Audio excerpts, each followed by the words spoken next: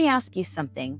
If your business isn't working as well as you want it to, what if it's not the business? What if it's something in you? Every day I'm changing, I'm taking small steps, and every time I'm falling, I go to new depths. I will become who I've always been. Welcome home, inspired entrepreneurs. I'm Deborah Hartnett, and today we're getting into something that might change the way you look at your business completely. If your business isn't working the way you want it to, if things feel harder than they should, if you're doing the work and not seeing the results you know are possible, this episode's for you. Because what we're going to look at today is not your strategy and it's not your systems. It's what's underneath it, the patterns, the reactions, the parts of you that are shaping your decisions without you even realizing. And once you see it, you can actually do something about it. Let's dig in. Let's look at this from a scientific perspective for a second. Because when you understand what's happening in your brain and your nervous system, this whole experience starts to make a lot more sense. And more importantly, you stop making it mean something about you that isn't true. What's happening here is not a lack of discipline. It's not that you're lazy, and it's not that you don't want it enough. It's that your brain is doing exactly what it's designed to do. Your brain's main job is to keep you safe. That's it. It's not to help you grow. It's not to help you reach your potential. It's to keep you safe. So when you step into something new in your business, like raising your prices or having hard conversations, putting yourself out there more, your brain doesn't go, oh, this is great, we're expanding. It goes, wait, we haven't done this before. And there's a part of your brain, your amygdala, that's constantly scanning for threat, not just physical danger, but emotional risk, things like rejection, failure, looking stupid, losing control. So when something feels unfamiliar, your nervous system reads that as unsafe. Your brain doesn't just react to what's happening in real time. It predicts. It's constantly asking, based on what we've been through before, what's about to happen now? So you're not responding to your business as it is. You're responding to what your brain expects it to be. You're reacting to meaning. You're not reacting to reality. You're reacting to the past and the meaning that you assign to what happened in the past. So if somewhere along the way you decided, I'm not good with money, I struggle with leadership, this never works for me, I'm this kind of a leader, your brain filters everything through that. And then it subtly guides your behavior to match it, even if it's not true anymore. So now you're in that place a lot of business owners find themselves in, where you know what to do and you're not doing it. And it's really easy to make that mean, I need more discipline, I need to try harder, or you're procrastinating. But that's not actually what's going on. Your brain is trying to protect you from something that feels risky. And here's where it gets a little sneaky, because avoidance doesn't always look like avoidance. It looks like overthinking, researching all the time, tweaking your strategy, staying busy, waiting until you feel ready. And it feels productive, but it's not actually moving you forward. So let me ask you something. What are you avoiding right now that you already know matters? And what have you made that mean about yourself? Because if we don't look at this part, we just keep trying to fix the business without ever addressing what's really driving it. And that's why growth doesn't feel like expansion at first. It feels like resistance.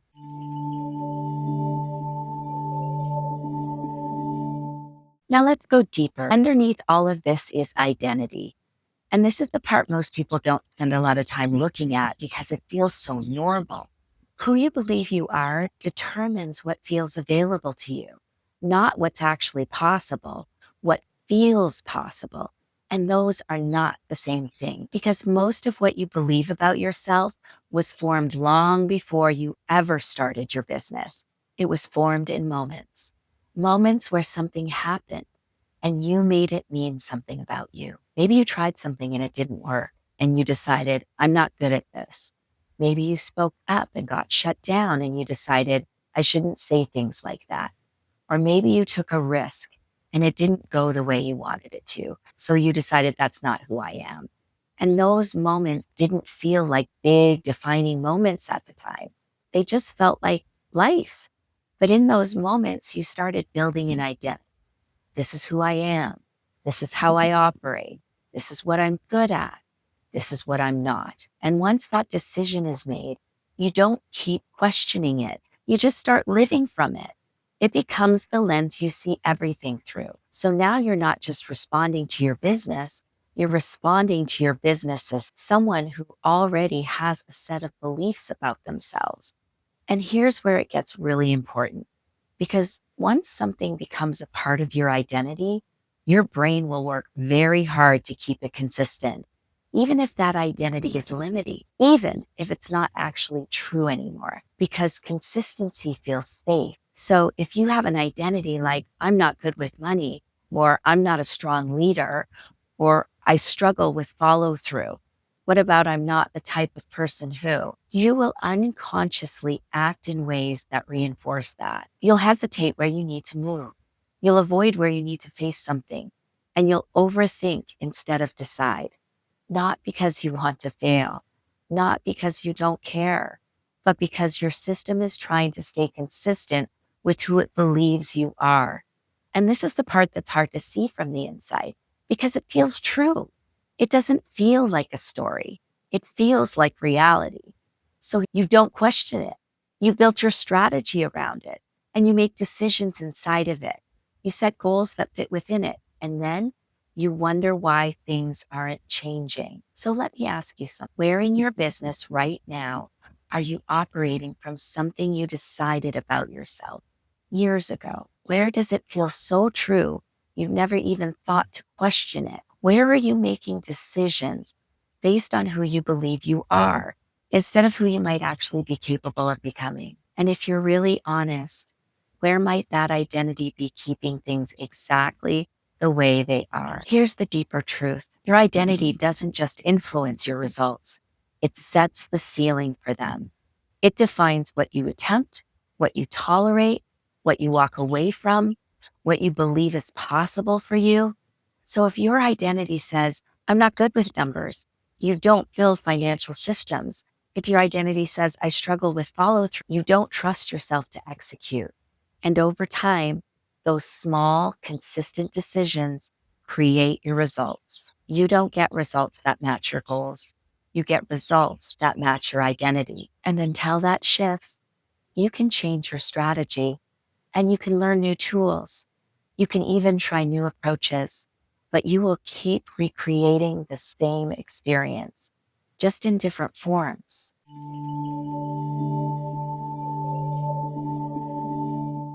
So what do you actually do about this? Because awareness is powerful, but on its own, it doesn't change anything. And this is where most people stop. They see something about themselves, they have the insight, they think about it, they journal about it, and then they go right back to operating the same way. So slow this down. I'm going to walk through with you what this looked like in real time. The first step is seeing it, not fixing it, not solving it, not trying to make it go away, seeing it. Most of these patterns are happening so fast and so automatically, you don't even realize they're there. It just feels like you. It feels like this is how you think, or this is how you are, or this is just what's true. Instead of questioning it, you move within it. Now we're going to do an exercise. Think about something in your business right now, something that feels stuck or frustrating or heavier than it should. All right. Now ask yourself, what is actually happening in that moment? I want you to put yourself there in your mind's eye, not the big story, the micro moment, as if there was a video camera that could capture everything. What would it see? And then what's the thought that shows up? What do you feel in your body? What do you do next? Do you avoid it? Do you overthink it? Do you go do something else? Do you tell yourself to come back to it later? Really look at what you do. That's the pattern. And the more specifically you can see it, the more power you have to override it, because you can't change something that you're not aware of while it's happening. We're not trying to fix this yet. We're just bringing it to the light. The next step is separating from it because right now it feels like you. It feels like I'm overwhelmed.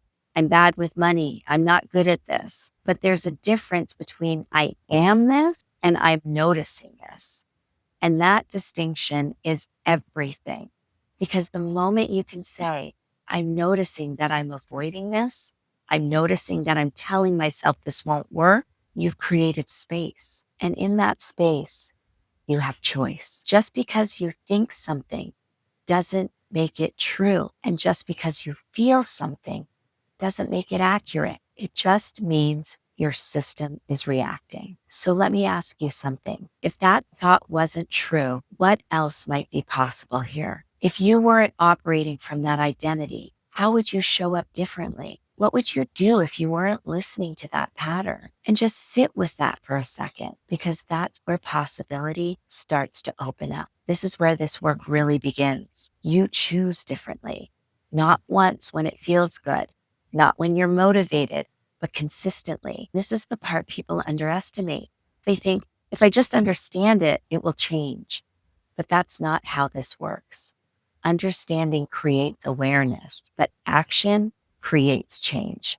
So now you're going to do the thing while the old pattern is still there. You're going to have the conversation while you feel uncomfortable. Look at the numbers while you feel resistant. Make a decision while you feel uncertain. And it's going to feel unnatural because it is. You're building a new way of being. And that takes repetition. That takes willingness. That takes doing it. Even when it doesn't feel like you yet, you're becoming something new. And this is where capacity is built, not in insight, in action, repeated, conscious action. You become a different leader by acting differently long enough that it becomes who you are. That is why I created the alignment lab. Because as leaders, as we are expanding ourselves, we need a place to be able to practice aligned action, aligned leadership. Let's just pause for a second. If you're listening to this and you're starting to see that what's in the way isn't more strategy, but something deeper in how you're showing up, that's exactly the work I do. The Alignment Lab is a space for founders to practice aligned action and leadership, not in theory, but in real time as your life and business are unfolding. This isn't about more information. It's about actually catching these patterns while they're happening and choosing differently with support. If you're ready to stop circling the same problems and actually shift what's underneath them, you can find all the details in the show notes. Now, let's get back to the episode.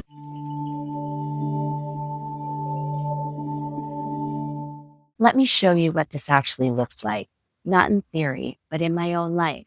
When I was 11, I really wanted a bike. My parents told me that if I really wanted it, I had a bond my grandparents had purchased for me. And I remember my mom saying something like, if you leave it in there, it's going to grow. And that the responsible thing to do would be to wait and get the bike later, like for my birthday or Christmas. Now, I'm 11 and I live in Canada, and my birthday and Christmas are both in the winter. So to my 11-year-old brain, I'm thinking, what's the point of that? I can't ride it. So I took the money out and I got the bike. But what matters about the story isn't the bike. What matters is the decision I made about myself in that moment. I decided I'm not good with money, and I carried that for years. Now, fast forward, here I am running my own business. And when it came to my finances, there was hesitation, there was avoidance. And that's where I had to do this work. I had to start seeing it. Where am I not looking? Numbers, money conversations, the actual reality of my business financially. And then I had to separate from it. That voice said, I'm not good with money. What if that's not true? What if that's just something I decided a long time ago? And then I could choose differently, not once, but repeatedly. It's not going anywhere because it's a pattern. My pattern is that no matter what the numbers are, whether they're great or whether they're worrisome, my brain goes to the same place. This is scary. And my instinct is to avoid it, to not look, to put it off. to stick my head in the sand. But now I see it. So instead of avoiding it, I've put structure in place. I have biweekly meetings with my bookkeeper, not because I love looking at the numbers, but because I know I need to. Because growth doesn't come from waiting until you feel ready. It comes from choosing to face something consistently. What that's given me is the ability to look at my business finances consciously, to understand what's actually happening, and to have the opportunity to impact them instead of reacting to them or avoiding them altogether. And this is the true work, not fixing the business, but seeing what's underneath how you're showing up in it and choosing differently.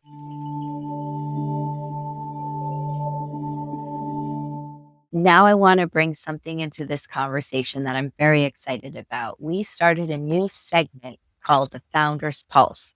I go out into the wild frontier of entrepreneurship and I ask founders where they've had to face themselves and what actually had to change in them to move their business forward. Different industries, different stages of business, different personalities. As you listen, don't listen for tactics. Listen for what's underneath it. Listen for the moment they realized it wasn't just business. It was something in how they were thinking or leading or showing up. And just notice, where do you hear yourself?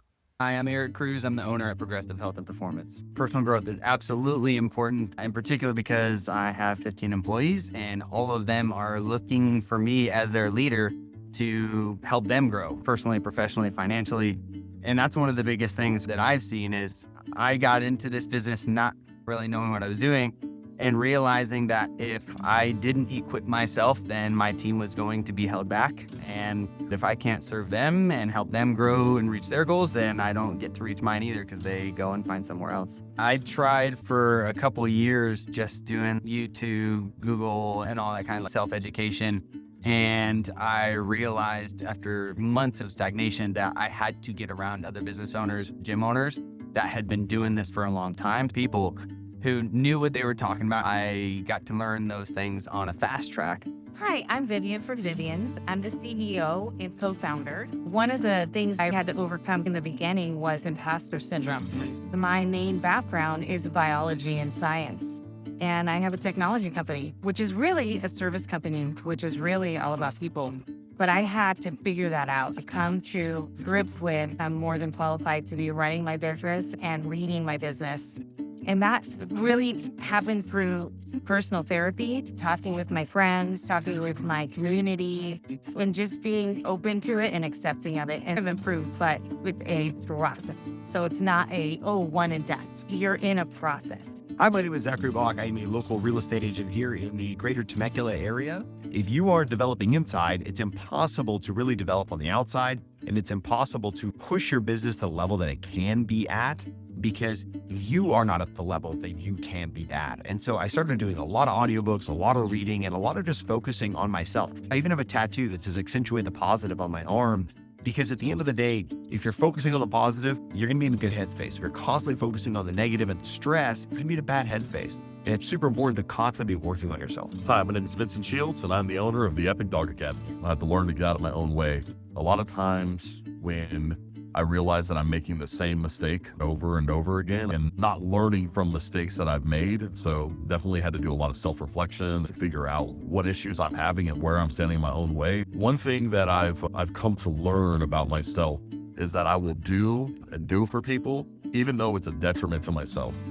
And then it hurts me at the end. I've had to restart my business 3 times. This time I'm restarting again. And how can I rebuild this with the right team, with the right mindset, so that way we're building together and we're building something that's going to grow and last.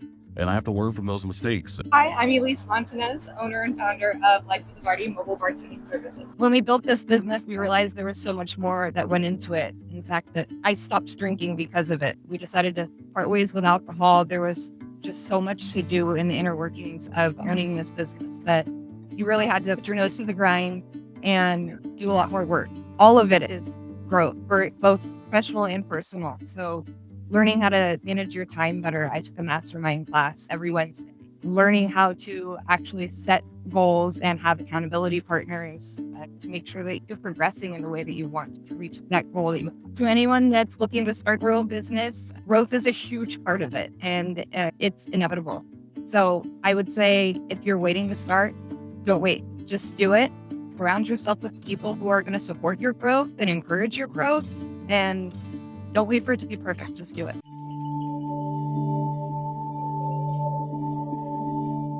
Every single one of them hit a point where something stopped working. And the answer wasn't more strategy or effort. It was something in me has to change.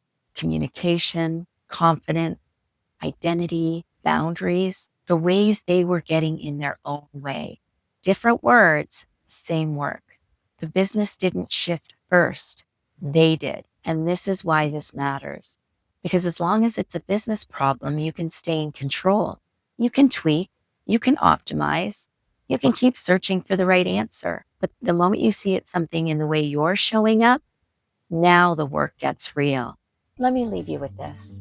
What if you're not stuck? What if there's just something here you haven't seen yet? And what if the thing you've been trying to fix in your business is actually pointing you to something deeper in how you're showing up? The moment you see it, you can do something about it. And that's where everything starts to change. Not overnight, not perfectly, but consciously. So before you move on with your day, just take a moment. What are you not looking at right now that matters? Not someday, now. And what would it look like to face it? Not to fix it all at once, not to have it all figured out, but to take one step toward it. Because your business will always reflect that. And if you're ready to do the work with support, you know where to find me.